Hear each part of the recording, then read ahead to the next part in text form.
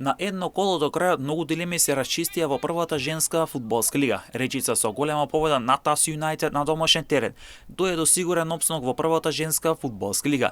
Речица беше фенерџија на полусезоната, откако презиме на дното од табелата, но затоа во пролетниот дел овој тим се разбуди од зимскиот сон и собра бодови за директен опстанок во првата женска фудбалска лига, што навистина е вистинско изненадување.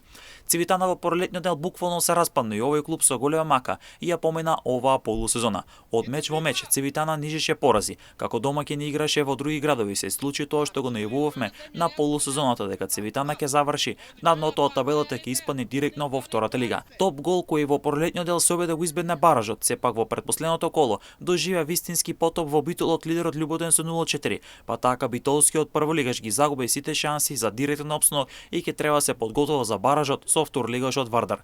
Овие дилеми се расчистени, а веќе утре ќе се одигра последното коло, со што Љуботен ќе го подигне шампионскиот пехар, бидејќи на домашен терен игра против Речица каде е апсолутен фаворит, а очекувана победа ќе има и Саса која ќе игра со веќе од паднатата Цивитана, па така Љуботен ќе биде прв пред Саса која ќе биде втора со бод разлика.